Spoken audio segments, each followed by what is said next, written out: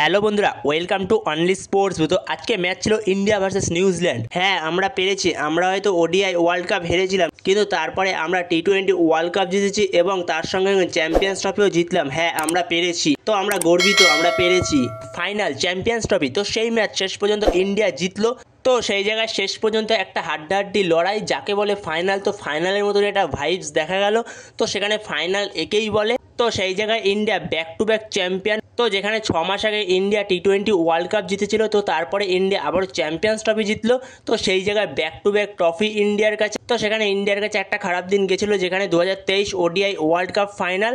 তো ওই ম্যাচটার কথা ভুলে গেলে ইন্ডিয়া আনবিটেন এখনও পর্যন্ত। তো সেই জায়গায় রোহিত শর্মার অনবদ্য রেকর্ড। এর পাশাপাশি আরেকজনের নাম করতে হবে এই চ্যাম্পিয়ন্স ট্রফির, গুরু গম্ভীর, গৌতম গম্ভীরের নাম করতে হবে। তো যেখানে গৌতম গম্ভীরকে অনেক সমালোচনা শুনতে হচ্ছিল, তো যেখানে গৌতম গম্ভীরকে শুনতে হচ্ছিল যে সে কেকেআর কোটার প্লেয়ার নিয়ে গেছে, যেখানে বরুণ চক্রবর্তী, হাসির রানার মতো প্লেয়ারদের নিয়ে গেছে। তো সেখানে তাকে বলা হচ্ছিল যে কেকেআর কোটার প্লেয়ার নিয়ে গেছে। তো সেইখানে সেটা সে প্রমাণ করে দিয়েছে কেকেআর কোটার প্লেয়ার না, তারা নিজের যোগ্যতায় তারা এই জায়গাটায় পৌঁছেছে। তো যেখানে বরুণ চক্রবর্তী সে যেভাবে বোলিং করেছে, তো সেই নিউজিল্যান্ড ম্যাচ থেকে সে যেভাবে বোলিং করে আসছে, তো আজকেও তার দুটো গুরুত্বপূর্ণ উইকেট।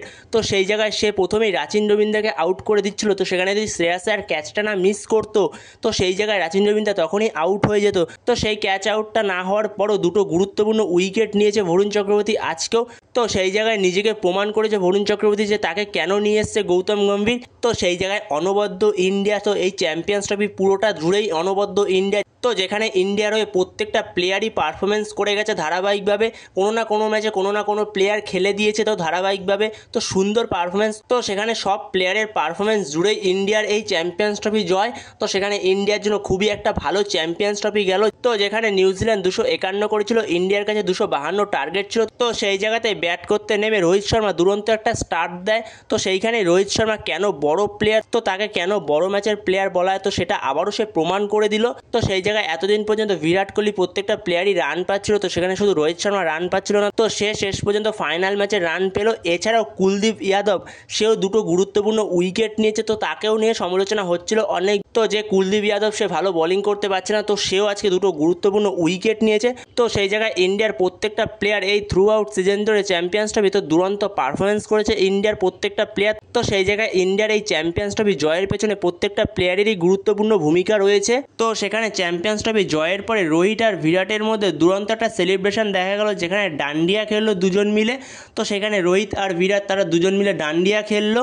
তো সেই জায়গায় রোহিত শর্মা অত সুন্দর একটা স্টার্ট দেওয়ার পরও একটা সময় ইন্ডিয়া চাপে পড়ে গেছিলো মিডিল অর্ডারে। তো যেখানে শুভমান গিলের একটা দুরন্ত ক্যাচ নেয় গ্লেন ফিলিপস। তো ওটা যে ক্যাচ ছিল আমি তো প্রথমে বিশ্বাস করতে পারিনি ওটা ক্যাচ ছিল। তো অবিশ্বাস্য একটা ক্যাচ নেয় গ্লেন ফিলিপস। তো সেইখানে তারপরে বিরাট কোহলি ব্যাটে নামে। তো বিরাট কোহলিও সে একটা বাজেভাবে আউট হয়ে যায়। তো সেইখানে ইন্ডিয়া কিছুটা চাপে পড়ে যায়। তো এর কিছুক্ষণ পরে রোহিত শর্মার শো একটা আউট হয়ে যায় স্টেপ আউট করে খেলতে গিয়ে। তো সেখানেই ইন্ডিয়া কিছুটা চাপে পড়ে যায়, কিন্তু সেই জায়গাতে আকসার প্যাটেল আর শ্রেয়াস আয়ারের মধ্যে একটা ভালো পার্টনারশিপ হয়। এরপরে শ্রেয়াস আয়ারে আউট হয়ে যায়। তো সেই জায়গাতেই তখন আবার কেএল রাহুল এবং আকসার প্যাটেলের মধ্যে একটা ভালো পার্টনারশিপ হয়।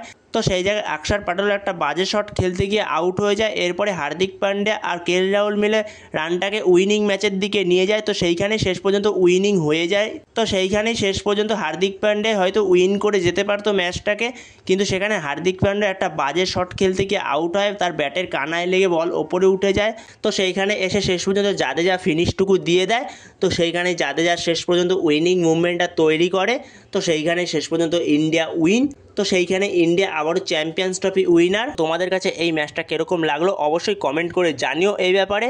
তো তোমাদের কাছে ইন্ডিয়ার জয় কীরকম লাগলো তো এই ব্যাপারে অবশ্যই কমেন্ট করে জানিও। তো একটা করে কমেন্ট অবশ্যই করে যেও। তো এই ভিডিওতে এই পর্যন্তই। তো এই ভিডিওতে এই আপডেটটা নিয়ে আলোচনা করার ছিল। তো ভিডিওটি ভালো লাগলে অবশ্যই লাইক শেয়ার সাবস্ক্রাইব করতে ভুলো না। তো নেক্সট ভিডিওতে দেখা হচ্ছে, ততক্ষণের জন্য বাই বাই।